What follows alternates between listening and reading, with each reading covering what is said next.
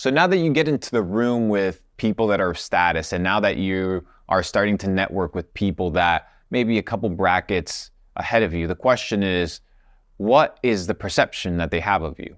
Do they have a perception that is positive, negative, or do they have a perception that is controlled or influenced in any way, shape, or form by how you behave or how you conduct yourself or how you speak or how you dress, right? All these things convey a message. They are forms of communication, and it is those forms of communication that you need to master. You need to master the forms of communication that transcend the spoken word. Spoken word is extremely important, but it is not the only form of communication. So let me ask you, ladies and gentlemen, how would you like to be perceived? How would you like people to see you, right? When people look at you, what do they see? Write that down. Like, what do people see when they look at you? What do you see when you look at yourself? Now, the question is, depending on your goals, what do you want people to see? Now that you know what you want people to see, the question is not how do I pretend to become that? That's the bullshit way. No, it's how do I make a plan that gets me from here to here? Not how do I shortcut and pretend to be this guy? How do I go to become this person that I know will become ROI positive? I'll give you guys a little story. I was sitting down with a guy that was pitching me an idea. He was pitching me an idea for a sales company that had to do a lot with face-to-face interactions. I spoke to him on the phone as he showed me the potential numbers. I got excited. I was like, bro, this could be a really good opportunity. So this guy was about to get a $2 million check, right? He was 2.2 million, something like that. And I ended up being in a situation where I was like, you know what? Let's meet for dinner. We meet for dinner, and here comes in this guy dressed with this super cheap suit. And when we sit down, he has long fingernails and dirt under his fingernails. Automatically, that's all I'm focused on. I'm focused on this dude that's asking me for $2 million, that is dressed like a bum, that has dirt underneath his fingernails. And yeah, 1 in a million, it could be a super genius that happens to be autistic and, I don't know, it can put you on the moon. Most times, they're just frauds or gimmicks or people that really don't understand the name of the game and maybe potentially not worth it. Now, why do I convey that? Because he conveyed that message to me. I didn't make that assumption, right? He made me make that assumption based off of the information that he gave me.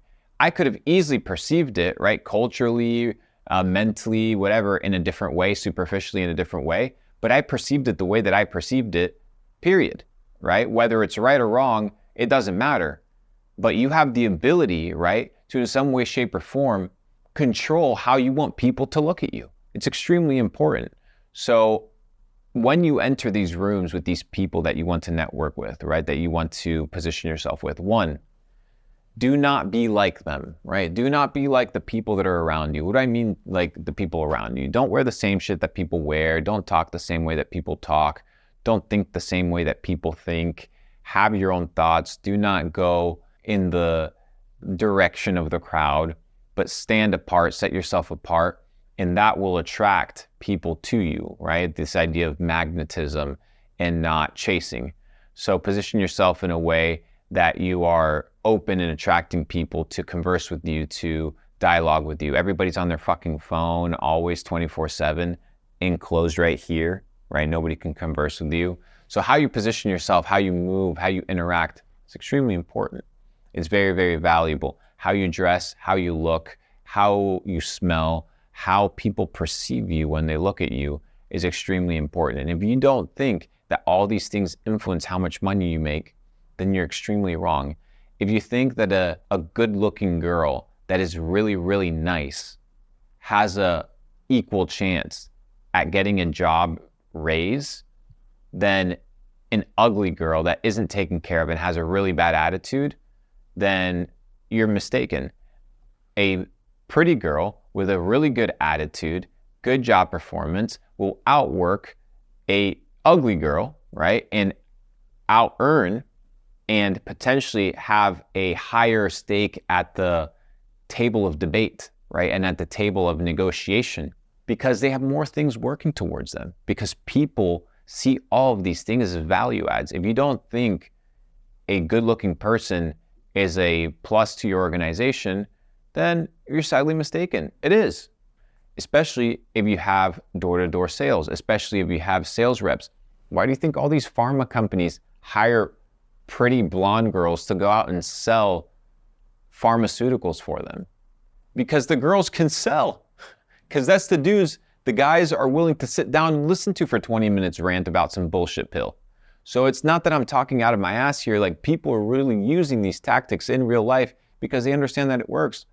But if you were to send a dude to the office, right, and he was dressed like a bum, trying to sell you some bullshit pills, the dude wouldn't give you 2 minutes, right? And that's the name of the game. So yeah, it may be superficial, but we live in a superficial realm. We right now are wearing this carcass, and how you equip the video game character, is extremely important. And if you don't think that it's important, then you don't understand the name of the game. It's not about identifying yourself with these things, right? And finding pride in these things or your identity in these things, but it's utilizing the things that the video game has to level up. That's why you buy a timepiece, right? Like, the reason you buy a Rolex isn't because, well, it's a beautiful piece, bro. But you don't just buy it because you just buy it.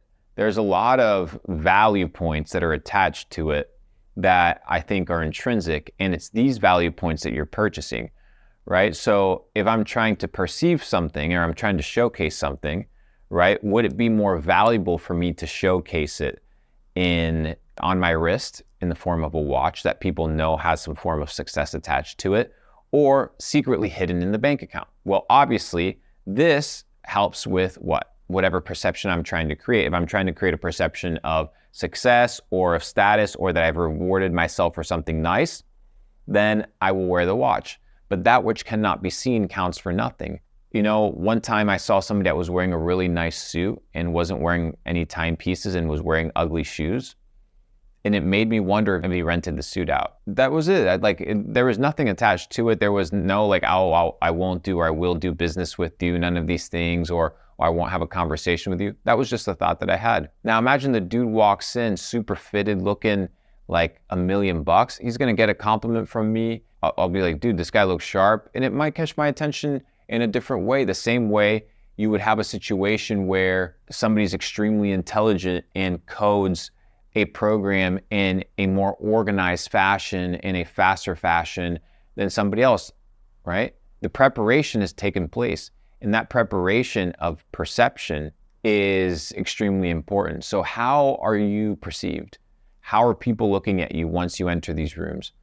Understand, evaluate, dictate that which you want to be, and don't pretend to become it, right? People are like, fake it to make it. No, become it. Become it. And once you become it, then you open up your mouth and begin to provide value in the marketplace. Sometimes you just have to lock yourself up in the dojo and recreate the character, right? And of course, making money is a very big value point and value add in this entire equation, because in order to level up your character, in order to take care of yourself, it requires money. So that's why we're here, to make sure that this is a wealth of information that is well-rounded, not just focused on money and things like that, but that it's an encompassing focus on how life should be perceived, or a different perspective as to how I've taken certain principles and allowed them to utilize natural law to make really good decisions in my life that have resulted in me becoming a multimillionaire. And one of these keys was being honest with how the world works, being honest with the fact that the physical representation matters, and that you should be able to control the physical representation of how you look, how you present yourself to people, and that could be a very intelligent business play. Take it into consideration, take it into account, continue to level up, and I'll see you guys on the next video.